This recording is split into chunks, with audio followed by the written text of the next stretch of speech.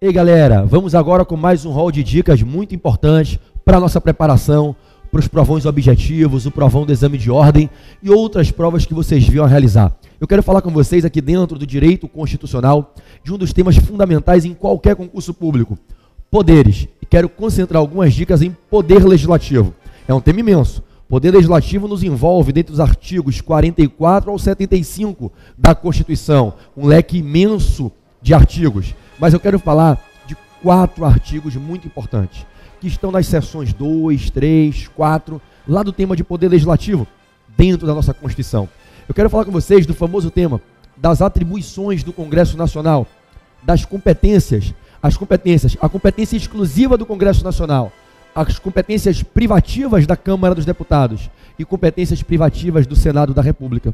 Eu quero chamar você comigo para um leque de 4 artigos, um quarteto que cai em todos os concursos. Os artigos 48, 49, 51 e 52 da Constituição da República. O artigo 48, ele inaugura a segunda seção do Poder Legislativo na Constituição. Primeiro você começa do 44 até o 47, cuidando do que é o Congresso Nacional, a estrutura do Congresso Nacional. Fala do Congresso, poder legislativo exercido pelo Congresso, fala da Câmara, fala do Senado, mas a partir do 48 você mergulha numa seara de distribuição de atribuições e competências. E os examinadores costumam indagar se o candidato sabe o que é de competência exclusiva do Congresso, o que é de competência privativa da Câmara, o que é de competência privativa do Senado da República. Competência exclusiva do Congresso, no 49. Competência privativa da Câmara, no 51. Competência privativa do Senado, no 52. Antes de falar do tripé 49, 51 e 52, eu quero comentar o 48 com você. Diz o artigo 48 que compete ao Congresso Nacional. O Congresso Nacional deve atuar em quais matérias? Em todas as matérias que são de competência da União. E em especial, em algumas das matérias que vêm elencadas nos incisos abaixo do artigo 48. O Congresso Nacional deve atuar, e atuar, é claro, legislando, normatizando as matérias que são de competência da União. E aí você tem que tomar um cuidado, porque o caput do artigo 48 ele vai dizer: compete ao Congresso Nacional atuar nas matérias de competência da União com a sanção do presidente da República, ressalvada essa necessidade da sanção do presidente em 3 situações.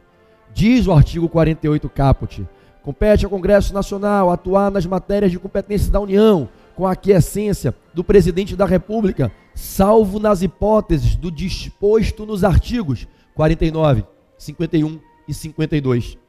Ora, não será necessário a sanção do presidente quando o Congresso estiver atuando nas matérias de competência da União, mas matérias que estejam disciplinadas nos artigos 49, 51 e 52.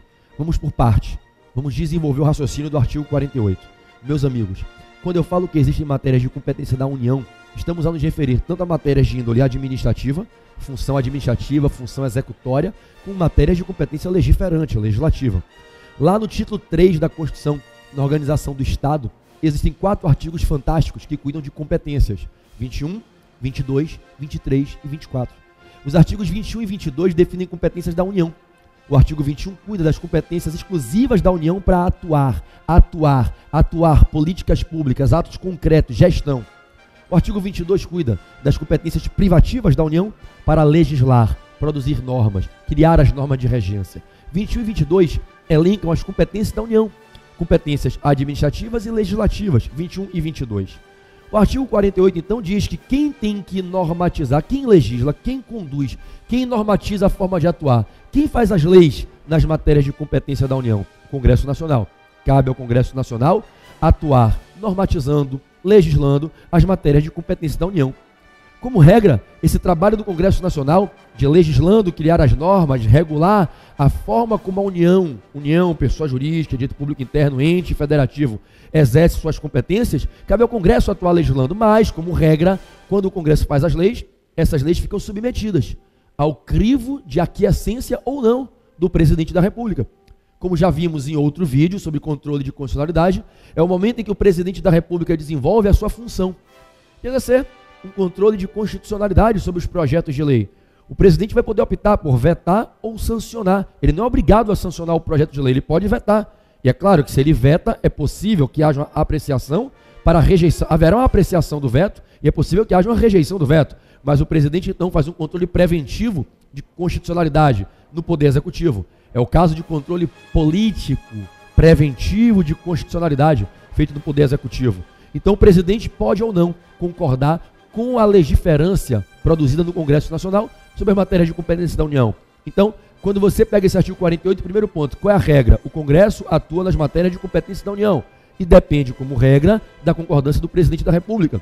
O Constituinte faz uma interpenetração entre os poderes, trabalha com a ideia dos checks and balances, dos freios e contrapesos, e permite ao Poder Executivo avalizar ou não a atuação do Poder Legislativo. E o presidente, então, pode sancionar ou pode vetar aquele projeto de lei que veio fabricado no Congresso na matéria de competência da União. Afinal, ele é o chefe de governo, ele é o chefe de Estado, ele é o chefe da administração federal que propicia a executoriedade das atribuições que a União tem que executar dentro da República. Portanto, primeira informação, como regra, quando o Congresso atua nas matérias de competência da União, ele depende da aprovação do presidente da República, que não se obriga a aprovar. Não, aprovando o projeto de lei, volta para o Congresso, se houver o veto. O Congresso vai ter a oportunidade, numa votação conjunta, apreciar e ou aceita o veto ou derruba o veto com a maioria absoluta dos parlamentares votando. Sobre veto, vale a leitura depois, separada, do artigo 66, 66, lá em processo legislativo, já é um tema mais à frente, dentro de poder legislativo.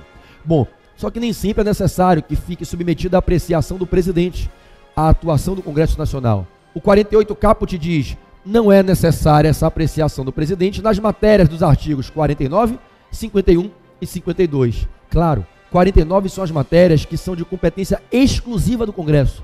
Ora, se o Constituinte diz que é exclusivo do Congresso, é porque é matéria de interesse próprio, interno específico do Congresso. Matéria que o povo tem interesse em que apenas o Congresso atue e venha a exaurir a normatização. Idem no raciocínio para os 51 e 52. Competência privativa da Câmara, no 51. Competência privativa do Senado, no 52. Não é necessário remeter ao presidente para apreciar. Aliás, não é necessário e não será feito.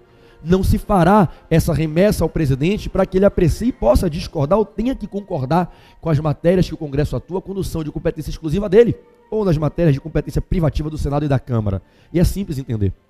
Quando eu tenho um projeto de lei, eu dependo da concordância do presidente. Instaura-se o modelo do controle político preventivo de constitucionalidade no Poder Executivo para projetos de lei. As leis, as fontes primárias que carregam normas que regem matérias e matérias importantes, como a matéria de competência da União, sobre as quais paira um interesse nacional.